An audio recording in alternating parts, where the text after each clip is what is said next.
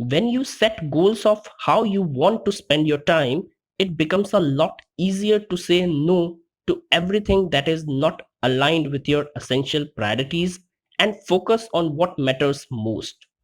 हो सकता है कि आपका गोल रोजाना 2 घंटे पढ़ना या लिखना हो। आपका दूसरा गोल 45 मिनट से कम समय व्हाट्सएप, ईमेल और अन्य कम्युनिकेशन में खर्च करना हो, या फिर उन लोगों के साथ बचा हुआ समय बिताना हो जो आपके लिए सबसे जरूरी हो। आप रेस्क्यू टाइम जैसे ऐप से अपने समय को व्यतीत करने का गोल सेट कर सकते हैं। जैसा कि इस स्क्रीनशॉट में देखा जा सकता है कि ऐसे ऐप्स ना केवल आपके समय को ट्रैक करते हैं, बल्कि डेली गोल्स को भी ट्रैक करते हैं। टाइम सबसे ज्यादा वैल्यूएबल एसेट है जो आपके पास है। अगर आपको नहीं पता होगा कि आप इसे कैसे खर्च कर रहे हैं, तो आप उन कामों को मिस कर सकते हैं जो आपके लिए सबसे जरूरी है। Here is a PDF to design your goals for daily time spent. Another PDF is to track whether you are meeting your daily goals or not. हम सब चाहते हैं कि हम ज्यादा प्रोडक्टिव बन सके, पर ये कैसे पॉसिबल हो सकता है जब बचे हुए काम पाइल अप हो रखे हो, किसी वेब सीरीज का लेटेस्ट सीजन नेटफ्लिक्स पे आ गया हो और आपके पास दुनिया भर के सोशल मीडिया नोटिफिकेशंस ध्यान भटकाने के लिए जमा हुए हो। ध्यान देने वाली बात यह है कि डिस्ट्रैक्शंस जीवन का हिस्सा है। ये हर एक दिन आपके जीवन में किसी ना किसी रूप में व्याप्त है। ये आपके घर में है, आपके वर्क प्लेस पे है, और यहाँ तक कि जहां तक आपकी नजर जाती है वहां तक है। ये आपकी प्रोडक्टिविटी को किल करते हैं। बट ये है क्या? एक बार आप ये पता कर लें कि क्या है जो आपकी प्रोडक्टिविटी को किल करती है, तो आपके लिए आसान हो जाएगा उनको पीछे छोड़ना। So here are the list of 6 silent killers of productivity. Social media. इस लिस्ट में सबसे पहले व्हाट्सएप, इंस्टाग्राम, ट्विटर, फेसबुक आदि सोशल मीडिया प्लेटफॉर्म्स आते हैं। वैसे तो सोशल मीडिया ब्रांड अवेयरनेस और नेटवर्क बढ़ाने, लेटेस्ट न्यूज से अपडेटेड होने और अपने फ्रेंड्स और फैमिली के साथ बातचीत करने का एक बेहतर माध्यम है, पर ये आजकल बहुत बड़ा टाइम वेस्टर भी बन गया है। दरअसल हम लगभग हर रोज 118 मिनट सोशल मीडिया पर खर्च करते हैं। सोशल मीडिया आपको इतना इंगेज कर लेता है कि आपको समय का पता ही नहीं चलता। जब तक आपको पता चलता है कि आपने कितना समय बिताया, तब तक काम का अंबार लग जाता है, डेडलाइंस पीछे छूट जाते हैं और आप नींद के अभाव में असहज महसूस करते हैं। जब तक कि आप एक सोशल मीडिया मैनेजर ना हो, तब तक आपको सोशल मीडिया पर अपने समय बर्बाद करने की जरूरत नहीं है। Online streaming platform.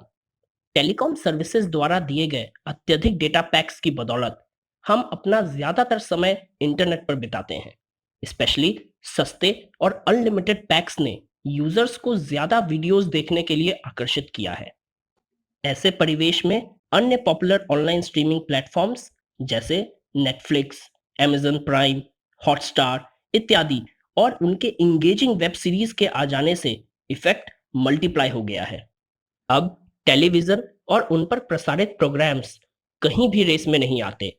इन पर आने वाले प्रोग्राम्स और वेब सीरीज बिना एडवर्टीजमेंट के लगातार प्रसारित होने के कारण हमारा घंटों का समय एक ही बार में खाने के लिए काफी है।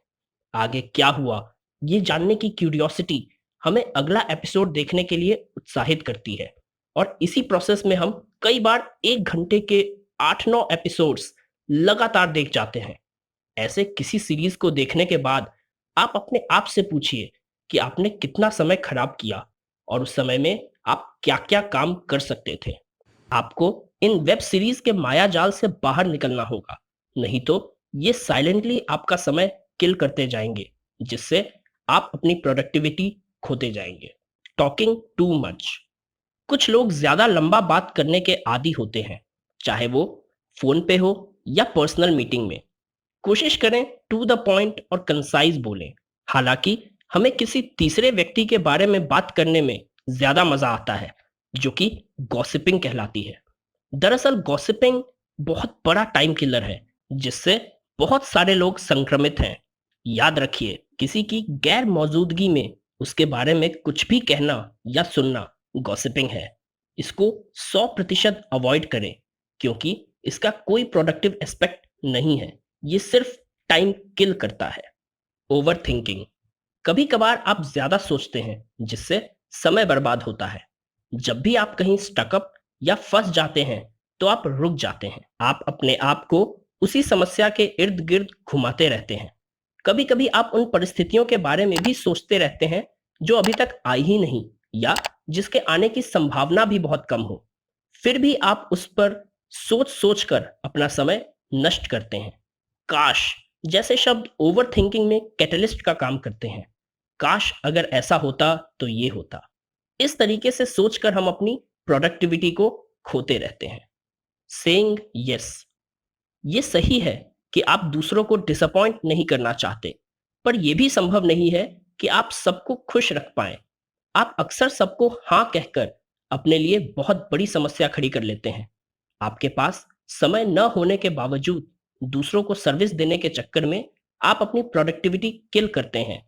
दूसरों के साथ ईमानदार रहें और उनको पहले ही इन्फॉर्म कर दें कि आपके पास उनके लिए मीटिंग लेने का, ब्लॉग लिखने का या और किसी काम को करने का समय नहीं है।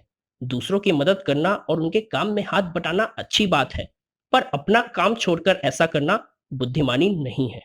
और मल्टीटास्किंग।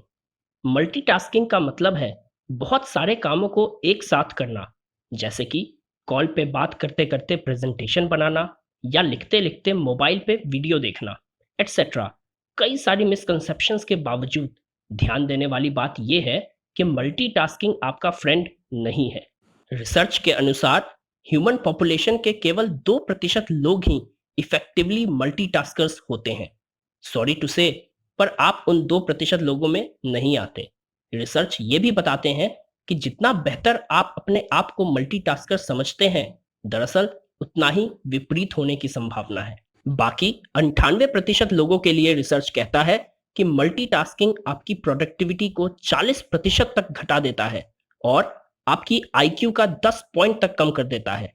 मल्टीटास्किंग इसलिए प्रोडक्टिविटी को वेस्ट कर देता है क्योंकि जब आप एक काम से दूसरे काम को एक साथ करने की कोशिश करते हैं तो आप अपना अटेंशन और फोकस लगातार शिफ्ट करते रहते हैं, जिससे आपके समय की बर्बादी होती है।